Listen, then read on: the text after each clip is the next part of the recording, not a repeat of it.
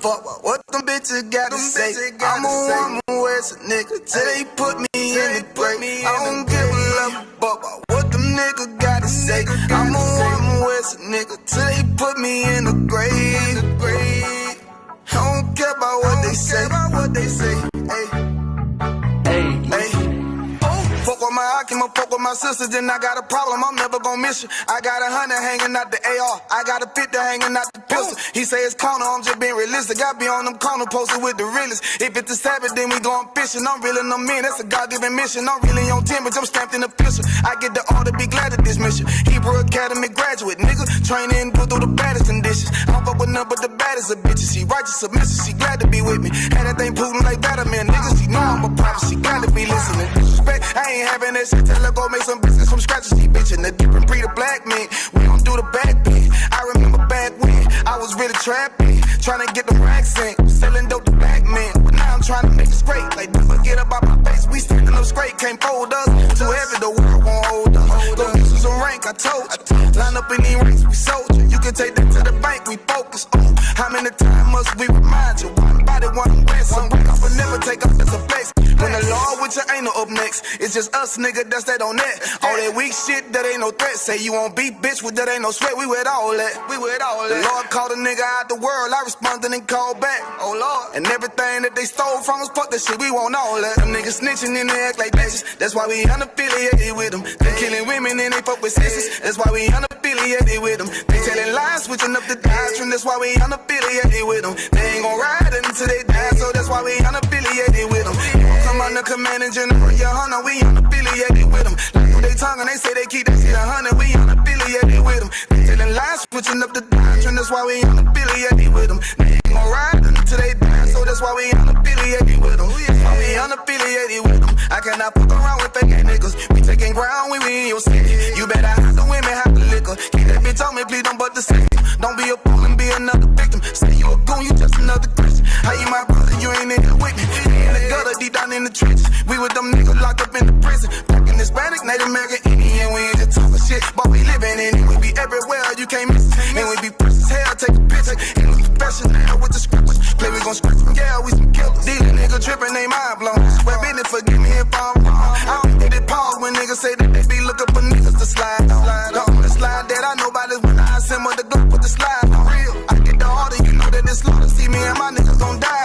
The bigger the better for kingdom of heaven. You niggas get wet up by me cause I'm fed up by rep UPK. My niggas won't let up, got choppers, got nines, AKs, Berettas. You say you don't like me, you say you won't fight with what me and my nigga like, bitch, or whatever. You say you don't like me, you say you won't fight with what me and my nigga like. My nigga like, them niggas snitching and they act like bitches. That's why we unaffiliated with them. They killing women and they fuck with sisters. That's why we unaffiliated with them. They telling lies, switching up the doctrine. That's why we unaffiliated with them. They ain't gon' ride until they die, so that's why we unaffiliated with them. Come under command and general, your hunter, we unaffiliated with them. Like they tongue and they say they keep that shit 100, we unaffiliated with them. They telling lies, switching up the doctrine. That's why we unaffiliated with them. They ain't gon' ride until they die, so that's why we unaffiliated with them. Yeah. See, they always ask us like, why y'all fuck with such and such? Why y'all won't come together with such and such? I be like, we unaffiliated with them. Understand me? Like, niggas be out here on some weirdo shit. And to be honest, that's why we unaffiliated with them. Hey, that's why we unaffiliated with them. Yeah. Oh.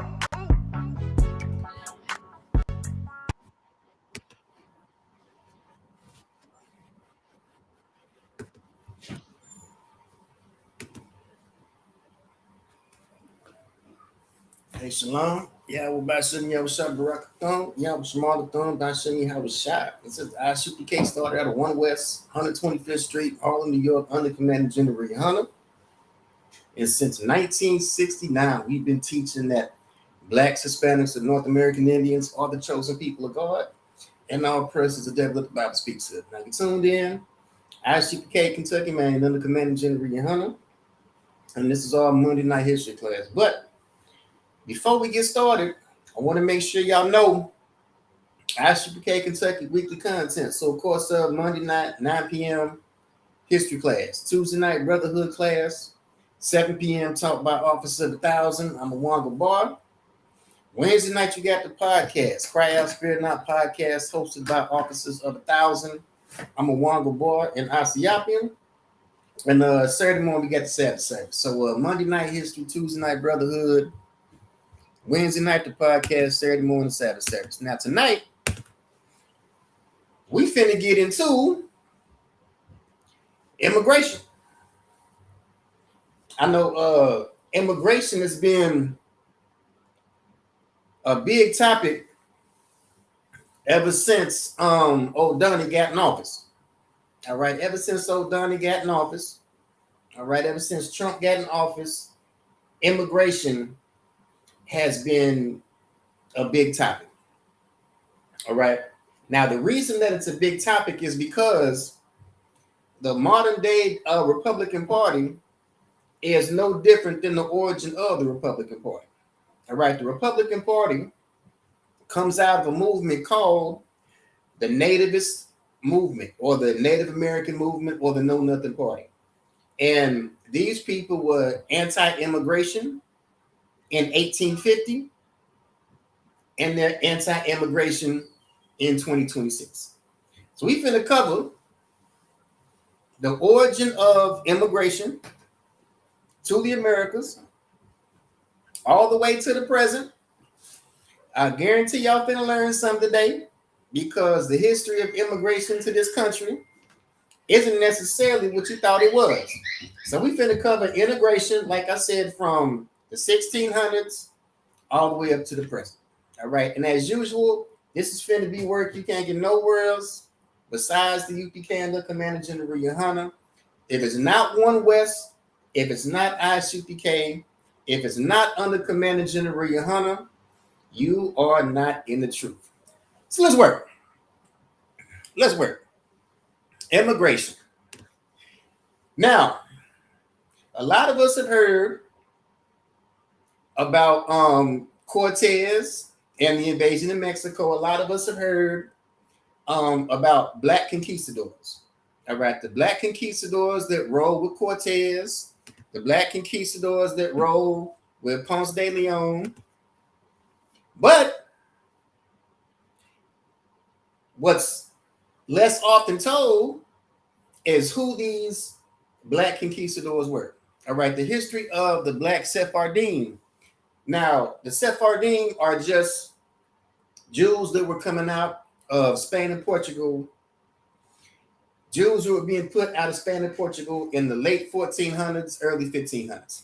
All right, so the black Sephardim is a vital part of a broader but often untold story of black Jews who have had a presence in the U.S. dating back centuries. Another story not told are black pilgrims. All right, another story not told are black pilgrims. All right, the untold story of black pilgrims of Plymouth Colony. All right, the Mayflower passengers were free, and black people were present in the New England colony, in the New England colony as early as the 1620s. Yes, there were black folks on the Mayflower. All right, there were black folks on the Mayflower. Matter of fact, Angela Davis, who was part of the Black Panther Party. All right, she did her family tree and found out that one of her 10th great-grandfathers was actually on the Mayflower. All right, so there absolutely were black pilgrims. It's documented. If you think that it was just white folks coming over here during the era of colonization, you've been lied to this whole time. All right, there were white colonizers and black colonizers that rode right along with it. All right, Jacobite uprising, 1745, unveiling the 45 rebellion in Scotland. Now, these were folks who were allies with the Stuart family. All right, these were folks that were allies with the Stuart family, meaning the family of King James, the Black King of Scotland. All right, and there was a rebellion in 1745. All right, England transported its convicts and political prisoners, as well as prisoners of war, from Scotland to its overseas colonies in the Americas until the early Revolution, American Revolution, 1776. All right, so England transported its convicts, political prisoners, and POWs from Scotland. All right, meaning these Jacobites after the rebellion in 1745. And this lasted all the way up until the American Revolution, 1776. Now, this book is called Jacobite Gleanings, and it has the ship logs.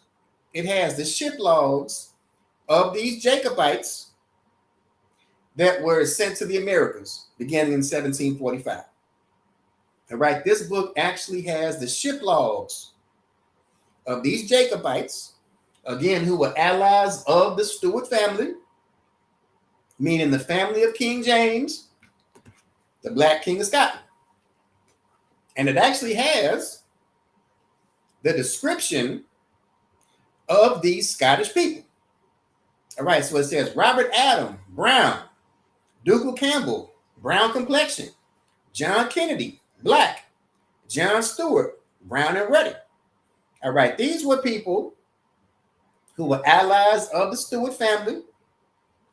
When their rebellion was crushed by Cromwell, these people were sent to the Americas as prisoners of war. All right, sent to the Americas as political prisoners and convicted criminals. All right, Donald McGillis, black. James Nelson, black and swarthy. William Robertson, brown. John Thompson, black. All right, these were black folks that were from Scotland that were kicked out of Scotland and shipped to the Americas after 1745. Now, sources state that enslaved men routinely gained their freedom in exchange for enlisting in the American Army during the Revolutionary War. So these folks that were political prisoners, POWs from Europe, sent to the Americas after 1745, most of them came in bondage and were made either slaves or indentured servants. All right, the 13 colonies was originally designed to be a slave colony for Great Britain. But it says blacks fought in regiments prior to the war, and roughly 5,000 black soldiers, free and slave, served in the Revolutionary War. So we have Captain Thomas Cook, his company, July 13, 1756. All right, Henry Williams, Ireland, yellow complexion. All right, we got a high yellow boy. All right, Alexander Stewart, Scotland, dark complexion. James Davison, Maryland, dark complexion. Thomas Brown, Maryland, dark complexion. All right, this is not talking about white folks. All right, this is not talking about white folks. All right, a list of men out of Westmoreland County, May 25th, 1756. All right, Joseph Edson, Virginia, brown. John Wilkerson, Virginia, brown. Hopkins Bartlett, all right, Virginia, dark. John May, Irish, dark. All right, this is not describing white folks. All right, this is not describing so-called white folks. All right, Captain Henry Harrison's company, July 13th, 1756. James Norville, Virginia, brown. John Cockrell, Virginia, Indian mixture. John Clements, Virginia, ruddy complexion. William Williams, Virginia, a Negro. And John Kelly, Ireland, dark complexion. All right, these were black folks that were being kicked out of Europe, sent to the Americas as political prisoners and POWs.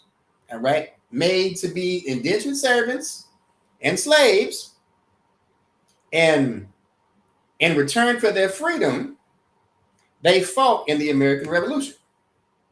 All right, thousands of German soldiers, many of whom were black, remained in America after fighting in the Revolutionary War. All right, so you have your black German soldier along with his white counterpart. All right, again, you have white colonists and you have black colonists. You had people like Richard Tubman III. All right, sons of the American Revolution. Now, well, who was Richard Tubman III? All right. Now, again, he was part of the Sons of the American Revolution. All right, fought in the American Revolution. But who was it? Now, he was the grandfather of John Tubman. All right, the grandfather of John Tubman. Who was John Tubman? He was the first husband of Harriet Tubman. All right, also known as Araminta Ross. Now, also, along with gaining freedom, a lot of people that fought in the American Revolution also became landowners, plantation owners, and slave owners.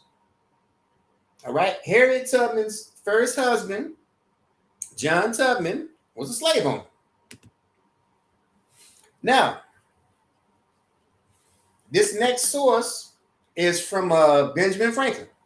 All right, he said there are supposed to be now upwards of 1 million English souls in North America, but only 80,000 people from England came here. All right, between 1619 and 1750, only 80,000 white Englishmen came to the colonies. And yet perhaps there is not one fewer in Britain, but rather many more.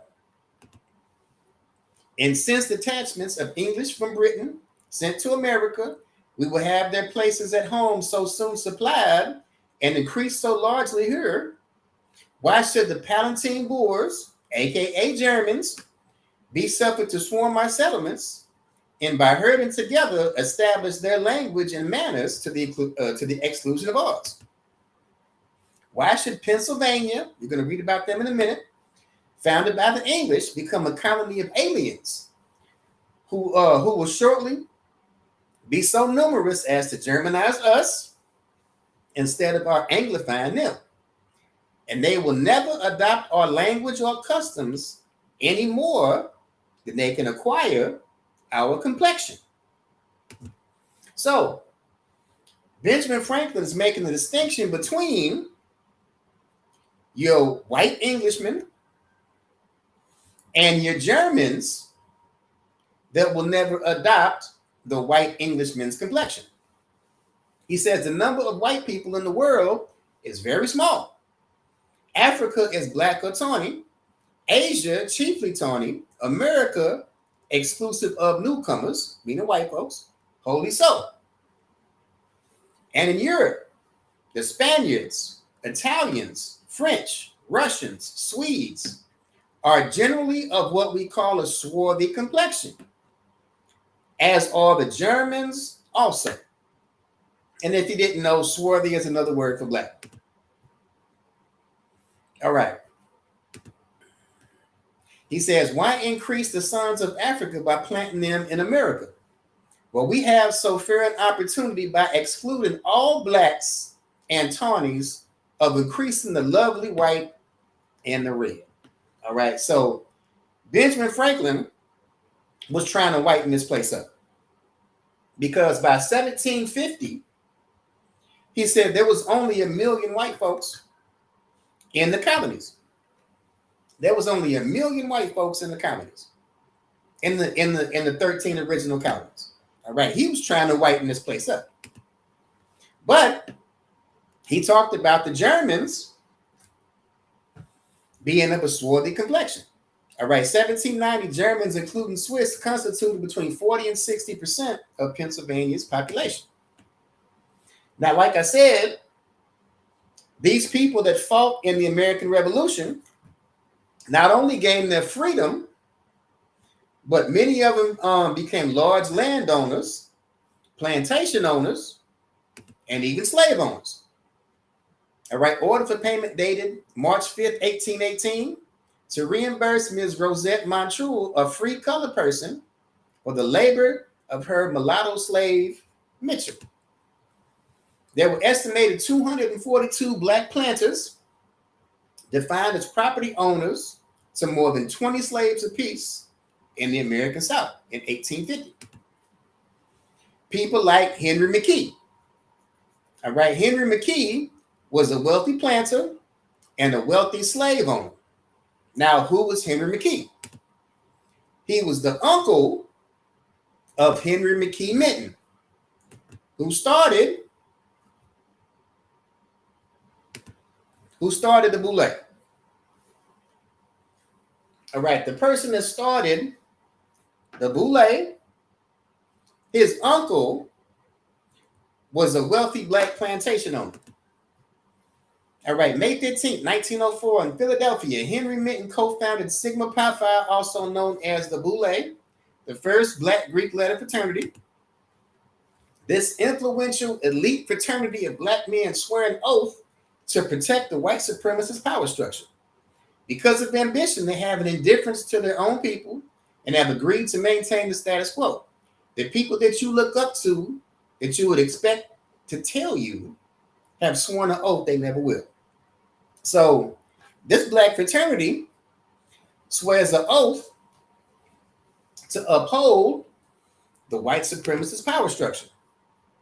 Now, membership includes people like W.B. Du Bois, Martin Luther King, Thurgood Marshall, and Carter G. Woodson. Now, W.B. Du Bois, he worked for Margaret Sanger in 1939, and his job was to push abortions on black Southerners.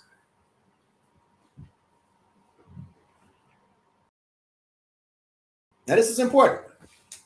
To push abortions on black Southerners. We're going to talk about the South tonight, so I want y'all to keep that in mind. All right, Du Bois, when he worked for Margaret Sanger, his job was to push abortions on black Southerners. We also read that Carter G. Woodson was a Boule member. He started Black History Month. All right, he started Black History Month. You also have this filter into Pan-Africanism. All right, this is going to reach into Pan-Africanism. Again, what Pan-Africanism does is it gets us to leave here and focus on Ghana somewhere. Egyptology gets us to focus on Egypt. All right, Islam gets us wanting to take a damn magic carpet ride to Mecca. Christianity, which is the worst of them all, wants you to wait till you die before you can get paradise. Before you can get heaven, you have to die first, which is why Christianity is the worst drug out of all of them. Now, they started a group called ASCAP, all right, along with John Henry Clark, who worked with the CIA, Asa Hilliard, who was Boule, Leonard Jeffries, who was a Powhatan Indian descent, and somehow he was convinced to work with Alex Haley on the book Roots. All right, Jacob Carruthers, Boule, Dr. Yosef Ben Yakanan. All right, all of his credentials were fake, and Marlena Karenga, who was a Fed, who was an FBI informant. We recognize and are in debt to the great contributions he made to our story, but I also must point out the unfortunate side of Asa Hilliard's admitted membership to the Boule. So Asa Hilliard, Pan-African, was also Boule. Now, that's going to take us to Pan-Africanism. Again, this class is about immigration. All right, this class is about immigration. And what Pan-Africanism does is it gets you focused on places like Ghana, gets you focused on places like Nigeria, Liberia, and whatever else. All right. So Edward Blyden, he's a father of Pan-Africanism. He was a Presbyterian minister that worked with the ACS. And he immigrated to Liberia in 1850, paid for by the ACS. Now, what's the ACS? They were an organization established to address the view that free people of color couldn't integrate. All right, white folks believed that blacks were inferior and therefore should be relocated. All right, Abraham Lincoln was actually looking for federal funding to deport black folks when he was president. Did y'all know that Abraham Lincoln was looking for federal funding to deport black folks? Now, obviously, we would never trust white folks with this back to Africa nonsense. So they got 3 black pastors in front of a 3,000 member congregation in the AME church to promote moving to Africa.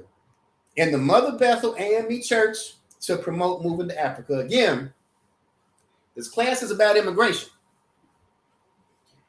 And the focus is to get you and get your mind off of here and get you focused on Africa. At the same time, you have 1.6 million homesteaders, 1.6 million white Europeans immigrating to the United States. Between 1862 and 1934, 1.6 million white Europeans immigrated to the U.S. and claimed 270 million acres of federal land. So while they're trying to get rid of us, 1.6 million white Europeans were coming here and claimed 270 million acres of federal land. Now, we just read how Benjamin Franklin said that between 1619 and 1750, only 80,000 white Englishmen immigrated here. Between 1862 and 1934, 1.6 million white Europeans came here. The majority of white folks today, the majority of white Americans today, their ancestors come from this. What does that mean? That means that we've been here longer than most white Americans today. The vast majority of white Americans today, their families came here between 1862 and 1934. Our families have been here way longer. As a matter of fact, the average Hispanic person from Texas has been on this land since before Texas became a state in 1845. All right, we've been here longer than most white Americans. Now, what funded this? All right, what funded 1.6 million white folks to come here? And what funded 270 million acres of land? And there was something called the Freedmen's Bank. Now, before we go further, all right, in Virginia, all non-reservation Indians were classified as Negro. This is going to be important when we talk about what happened with the Freedmen's Bank. All right, so again, what funded 1.6 million white immigrants to come here, and what paid for the 270 million acres of land that they got? All right, after the Civil War, millions of formerly enslaved people, many of whom had deep ancestral ties to the land as indigenous descended people and were in a vulnerable position. These communities were not passive victims. They had accumulated wealth, skills, and land in the South. Again, this class is going to be about the South too. All right. These communities were not passive victims. They had accumulated wealth and land in the South. All right. How were freed people, including the Indians, drawn to it? All right. The U.S. Army and Freedmen's Bureau influence. The Freedmen's Bureau, created in 1865, was a powerful intermediary. controlled access to food, jobs, education, and aid, promoted the Freedmen's Bank directly to former slaves, indigenous freedmen, and mixed-race landholders as a safe place to deposit assets and money. All right, land sales, pension payouts, military bounties, and wages were deposited into the Freedmen's Bank. In many cases, agents and officials handling payrolls and titles directly transferred funds to the Freedmen's Bank without informed consent. All right, Aboriginal descended landowners placed their titles and savings into the bank under pressure from the Bureau or with encouragement from missionaries, here's your church folks again, and federal agents. All right, many of your depositors were mixed-race freedmen with Aboriginal ties, again, in the South. All right, depositors were mixed-race freedmen with Aboriginal ties in the South. And with no deposit records, their titles and claims vanished in the collapse.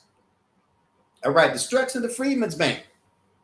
All right, this destruction of the Freedmen's Bank records was deliberate and systemic, and it played a major role in severing financial, land, and legal ties for hundreds of thousands of Black and Aboriginal descended people. That 270 million acres of land that was given to those 1.6 million white folks that immigrated here, this is where it comes from. All right, after the bank failed in 1874, the main office in D.C. caught fire. All right, bank books, ledger records, personal deposit slips were all destroyed, and no formal investigation was ever conducted. Southern branches just closed their doors. All right, in Mobile, New Orleans, and Charleston, there are accounts of Union officers or local contractors clearing out offices, destroying files, and boarding up buildings. Now, I thought the Union was the good side. I thought the Union was the good guys, but they played a part. They played a part in destroying the records at the Freedmen's Bank. All right, 1870 trustees altered the charter. 1870 trustees altered the charter so that the bank no longer had to hold original deposit certificates or land title receipts. This meant that if depositors couldn't present their own paperwork, they had no claim. When branch offices closed or burned, people lost everything and no copy remained. Many property sales went to immigrants, were conducted after such fires without documentation because previous owners couldn't come back to sell. I told you that 270 million acres of land that these 1.6 million white European immigrants got, this was land that was stolen from us with the mismanagement of the Freedmen's Bank. In cases where freedmen sued banks for deposits and losses, the judges said, it's inconclusive. It's inconclusive. All right, Black Americans contributed $57 billion to the Freedmen's Bank, which was corrupted by northern white capitalists and their business partners. 61,000 Black families were robbed of life savings and generational wealth.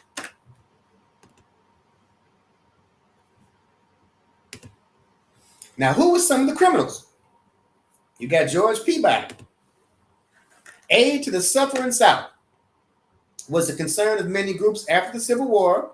Alongside agents of the Freedmen's Bureau was the Peabody Fund, first of the major educational foundations in this country. Institutions were controlled by white individuals, and money was not used in a way that effectively benefited the Black population. So, after the Civil War, Peabody, the money that he stole from the Freedmen's Bank, he used it for his plans to rebuild the South. But not for us. Not for us.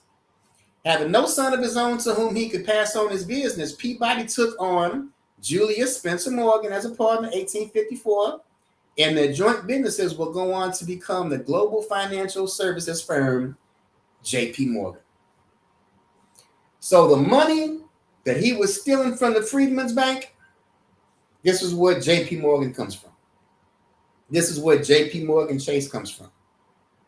From the theft of George Peabody and his mismanagement of funds from the Freedmen's Bank. All right, Peabody's work on social housing can be seen as a part of a broader movement to improve lives of the poor, which aligned with the spirit of the Homestead Act. Again, the Homestead Act was the act that brought 1.6 million white Europeans, allowed them to come here and claim 270 million acres of land. Another criminal, this creepy looking cracker here, Eli Thayer. The Thayer family was connected to the Freedmen's Bank that was established in 1865, and he started the New England Immigrant Aid Company, which was a transportation company founded in Boston by Eli Thayer. The company's purpose was to transport immigrants into Kansas. The company believed that if enough anti-slavery immigrants settled in the newly opened territory, they would be able to shift the balance of political power in the territory.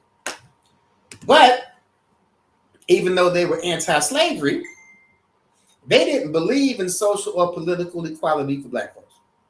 In addition to banning slavery in the territory, they also expected, if victorious, to ban Black citizenship and property ownership. All right, 1862, 1934, the federal government granted over 1.5 million of homesteads to private citizens. This represents approximately 10% of the entire land mass of the United States. It was a massive transfer of land ownership from the federal government to individual citizens and inaugurated a series of land rushes during which homesteaders rushed to settle the land at a first-come, first-served basis. Again, 1.6 million white folks immigrated from Europe between the 1860s and the 1930s, and they were given 270 million acres of land. All right, after the Compromise 1877 removed federal protection for Black Americans in the South, it became clear that anyone who attempted to resist racial oppression would be subjected to vigilante justice at the hands of the KKK or other white supremacist organizations. Again, get a book called 100 Years of Lynching. Get a book called 100 Years of Lynching, and you'll see that the Klan wasn't lynching random Black folks. The Klan was lynching Black landowners. The Klan was lynching people that were trying to file claims against the Freedmen's Bank for money and property that was lost. All right, this is who the Klan was lynching. The Klan wasn't just lynching random Black folks. All right, again, landowners, Black landowners, and people that were trying to file a claim that their money or their property was lost when the Freedmen's Bank failed. All right, this is who the Klan was lynching. All right, Homestead Act 1862 offered 160 acres of land to anyone who became a U.S. citizen, encouraged European immigrants to settle. Again, from the 1860s to the 1930s, 1.6 million white folks came here and got 270 million acres of land. This land was ours, mostly in the South, also places like Kansas. And this land, along with $56 billion, was stolen or mismanaged when the Freedmen's Bank collapsed, and it all was given to immigrants. Again, this class is about immigration. All right, 93 million Americans are descendant of homesteaders. All right, the majority of white Americans today are descended from people that came from Europe between the 1960s and between the 1860s and 1930s. All right. Our families have been here longer than these people. Our families, we have been here longer than most white Americans. Let's work. And now Marcus Garvey comes along. Marcus Garvey comes along. All right, starts the UNIA at the invitation of Washington. Marcus Garvey comes to the U.S. in 1916, establishes the UNIA in New York. 1919, he formed the Black Star Line. The publicity over the Black Star Line caused great excitement among Black Americans, many of whom bought stock in. In 1920, 20,000 people attended Garvey's first UNIA convention in New York. The convention produced a declaration of Negro rights, denounced lynchings, segregated public transportation, job discrimination, and inferior Black public schools. The document also demanded Africa for the Africans without actually consulting any Africans. So Marcus Garvey is trying to convince us to leave here and move to Africa without actually consulting any Africans about it. Garvey met with the Klan in 1922. Garvey declared that the goal of the UNIA and the KKK was the same, complete separate Black and white societies. Now, this sounds good. All right, this sounds good for anybody that's into Black nationalism. All right, separatism sounds good. But here's the cost of it. All right, prominent Black activist Marcus Garvey said, I regard the Klan, as far as the Negro is concerned, as a better friend of the race. So not only did he regard the Klan as a friend of Black folks, check this out. Black folks in Georgia read its newspaper, The Negro World, and contributed generously to the many UNIA causes. Marcus Garvey had a significant following in the South, particularly in rural areas amongst farmers. All right, Marcus Garvey targeted the South. Just like W.E.B. Du Bois targeted the South when he worked for Planned Parenthood, just like the South was targeted with the forced removal of indigenous people in the American South and what's called the Trail of Tears, all right, the South has always been targeted. But Marcus Garvey,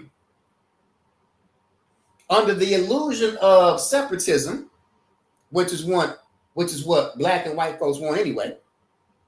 All right, Marcus Garvey targeted the South under the guise of separation. Again, which is what white folks and Black folks want anyway. Why? In 1910, Black Americans owned at least 20 million acres of farmland in the South. Even though we were robbed of 280 million acres with the theft and the mismanagement and the collapse of the Freedmen's Bank, in 1910, we still had 20 million acres of farmland in the South. Today, it's down to 1 million. Why? Because Marcus Garvey targeted Black Southerners, mainly farmers, and convinced people to move to Africa. Again, this is what Pan-Africanism does.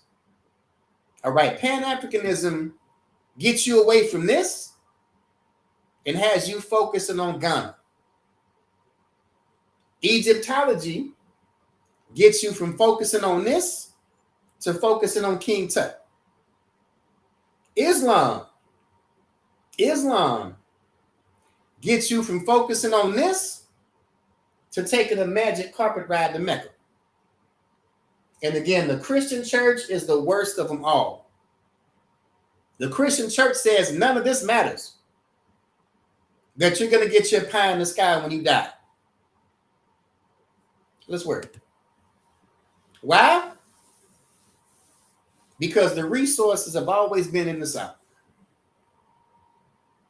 The resources have always been in the South. So the more land that we control in the South, the more resources that we control in the South. All right, this is what wielded Black political power during Reconstruction. All right, they have always tried to get us away from the South. That's what the Trail of Tears was all about. Indian removal, that's what that was all about, to get us out of the South. That's what the Great Migration was all about, to get us out of the South. And this is what Marcus Garvey did. Targeted Southern Black farmers and tried to convince them of Pan-Africanism. And again, Pan-Africanism gets your mind off of this and has you want to move to Ghana some damn way. All right, so Marcus Garvey was a white supremacist.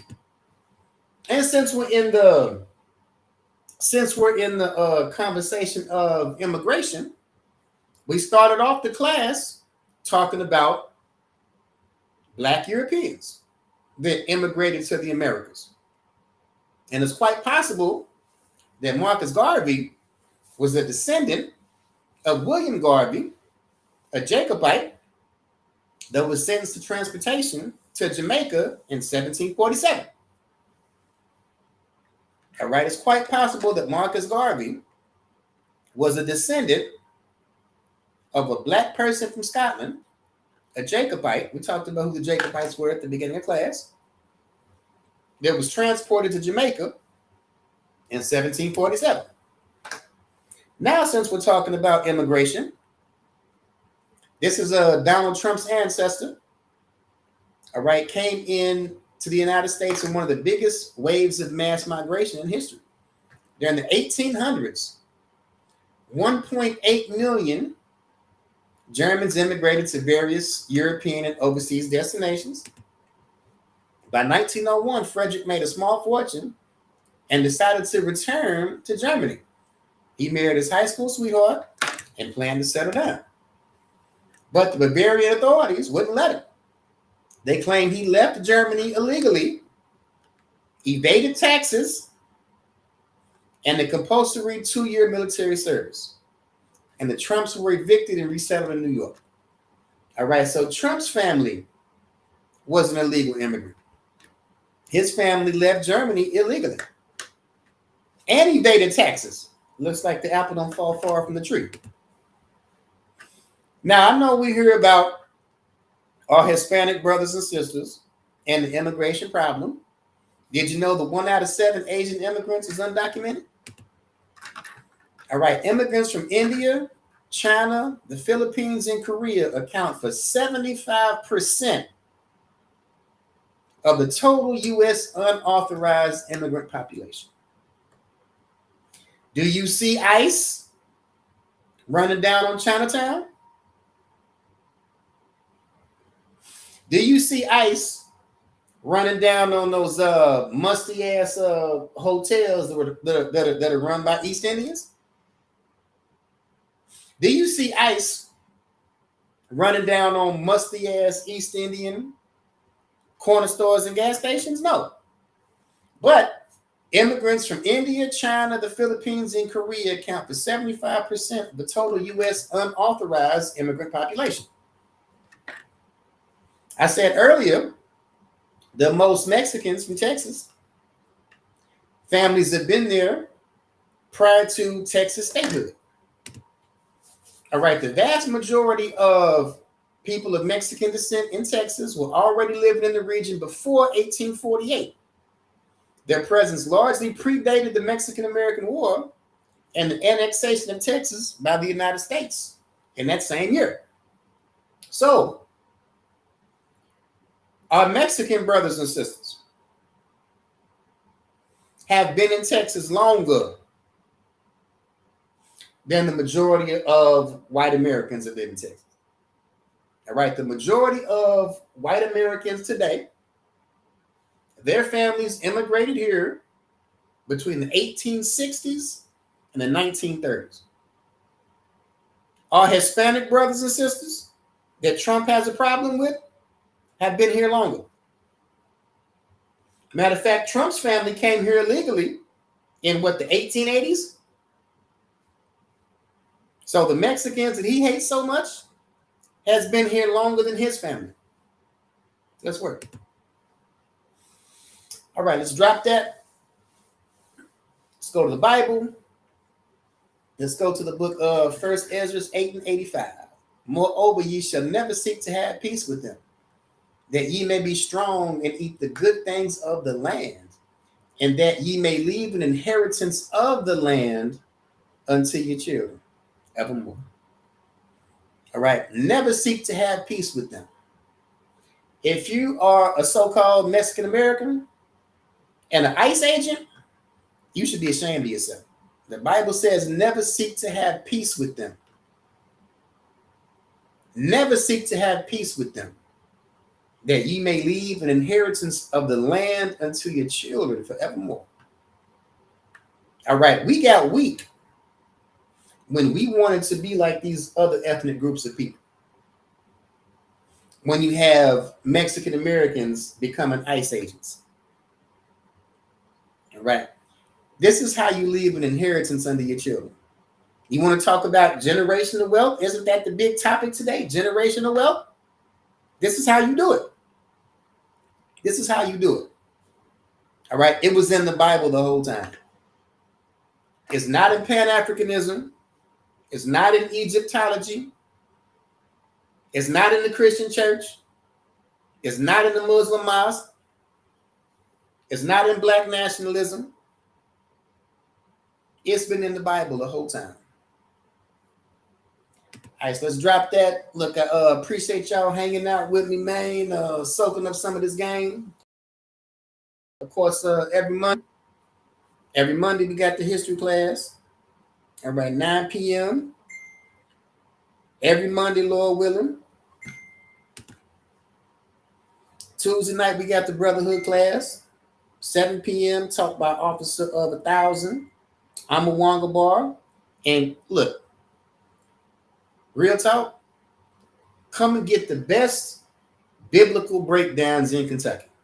All right, if you want to know the Bible, if you're in Kentucky and you want to know the Bible, you better be tuning in ISUPK Kentucky, Tuesday Brotherhood class, 7 p.m. Talk by Officer of 1,000, number one. All right, Wednesday night you got the podcast, Cry Out, Spare Not Podcast, 9 p.m. Hosted by Officers of 1,000. I'm a Wonga Boy in Asiopia.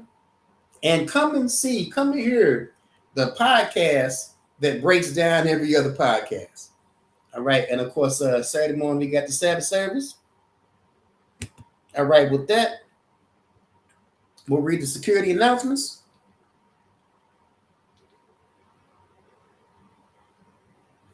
All right, security announcements. We are the ISUPK, started at 1 West 125th Street, Harlem, New York.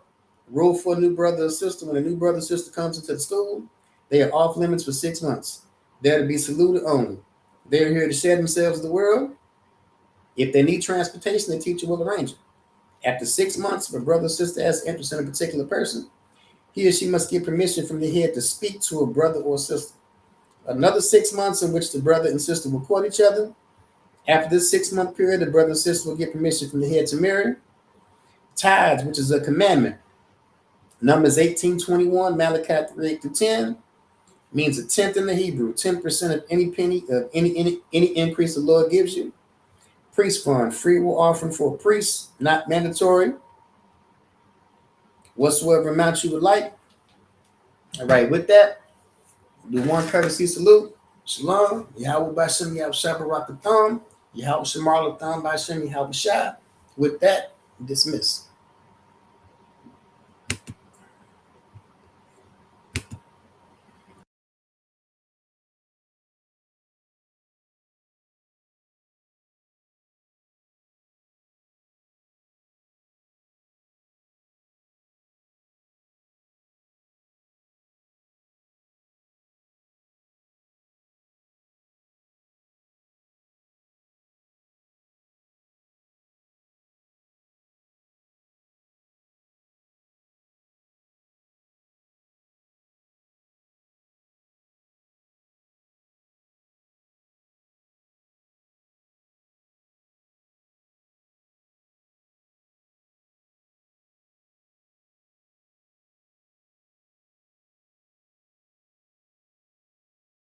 Murderers. Absolutely. Should a thief go to jail when he steals? Absolutely. Should a robber pay back the money he robbed? Absolutely. So why shouldn't the white man pay for what he did? That's right.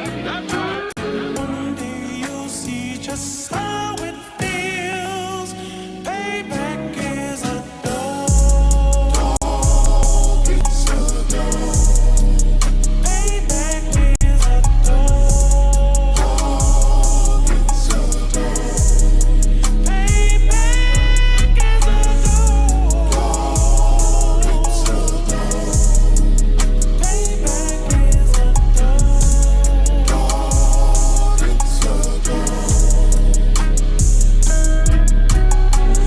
I'm in a hell of a hole, was never expected to grow. Just obstacle set in the road, that a result of me selling my soul. The story I'm telling is cold, but yet it's what everyone knows. The white man's the devil is known. America was never our home. Only a place of captivity, save facility, hating, disfigure me. They claim that I'm lazy, be killing me. Maybe this slavery draining my energy.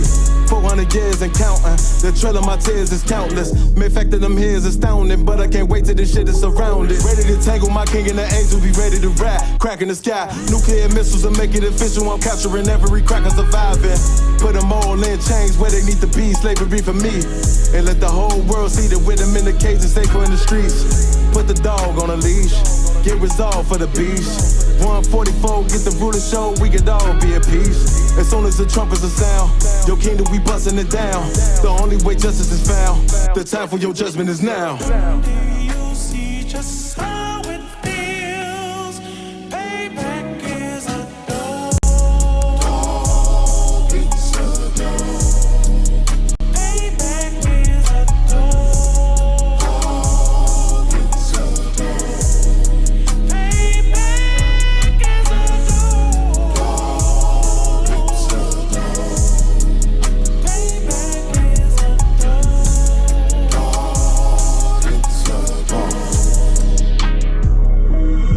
Look, ain't no remorse in my blood slim. It won't be no compromise. Now it's time to feed the worms. Watch his body turn to flies. I clutch iron while you trust the lies.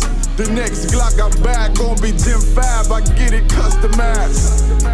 And sending shots off like farewell. Praying payback come back around like a carousel. Still remember your Honda's words ringing in my head like bells. Said you in this body, you fit the Lord, fuck the cartel. Triangle choke, apply pressure to the game like I did Vondale. Payback's a bitch in a dress, she a bombshell. Revenge is dish served cold, I just hope they making oxtail. Glock fresh out the box, I swear it got that new car smell. Made myself a target in a world of mad shooters. That was designed fire for our babies to pass through. In the day of our king's reign, I'll be overzealous. They bought my jealous, I bought brand new parabellums. One day you'll see just how it feels. Payback is a dog. It's a dog. Payback is a dog. It's a dog. Payback is a dog. It's a dog. Payback is a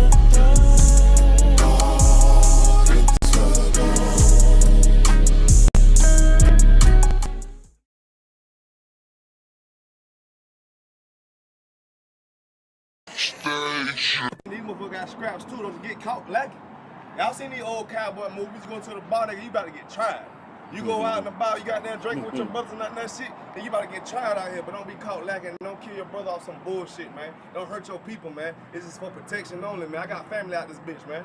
I got brothers out this bitch I gotta protect. Somebody trying to run up on us, we lacking. What we gonna do, fight him? Fight a nigga with a machine gun? Now we're gonna bust your ass.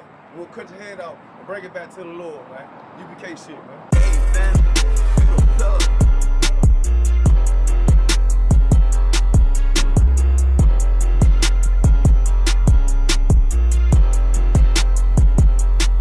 She say I'm obnoxious. Say I got way too much confidence. Say it's a problem. All I do is try to pull a woman. They say I'm a monster.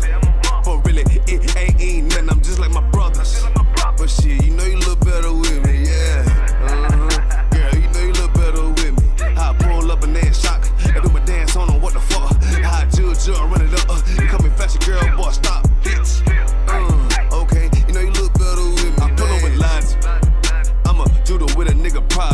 lasagna. Want my woman cook, clean, fuck, and shut the fuck up, yeah. I got bigger problems to worry about than you in the adultery. But shit, you know you ain't going nowhere. Hey, taking my move with the bass. Try to walk to the place. Ice on me, come and skate. You really a hoe wanna escape. Yeah, we up, fishy face. Or outwork me, what you think? Pretty girl, good taste. Wanna know all my traits. You know I'm on attention. I'm James Brown, to the Israel. Bullets long, yeah, extensions. The nigga hate what they mention. I pull up how I'm gifted. I'm Mike Jackson with the fixin'. Beat it like I'm Thriller. She say I'm obnoxious. Say I got way too much confidence. Say it's a problem. All I do is try to pull a woman. They say I'm a monster. But really, it ain't nothing. I'm just like my brothers. But shit, you know you look better with me, yeah. Yeah, you know you look better with me. How I pull up and then shock. I do my dance on them, what the fuck? How I judge, I run it up. You call me fashion girl, boy, stop, bitch. Okay, you know you look better with me, damn. Bitch, you basic. If you don't want a South Coast nigga, you chasing ranking. And really, you ain't even damn exquisite. And bitch, you faking. Wanna rush a dog sick nigga. And the picture I painted. And I mean, everywhere I say T, might give you some flavor. But I guess you ain't even wanna take it. Bitch, you outdated. And you done gave it up for some paper. You just like your main man. Start with 3 damn baby daddies. Spit what you thinking. You were thinking with your damn bodies, huh? You type motherfucker wanna pull up, how the fuck when the fall, huh? Then beat it from the back, no damn attack, it was just for lunch, huh? Dirt damn bot pussy bitch, wanna talk shit on the low, huh? Wanna diss everybody with, cause you don't even know how they say I'm obnoxious. Say I got way too much confidence, say it's a problem. All I do is try to pull a woman, they say I'm a monster. But really, it ain't nothing, I'm just like my brothers. But shit, you know you look better with me, yeah.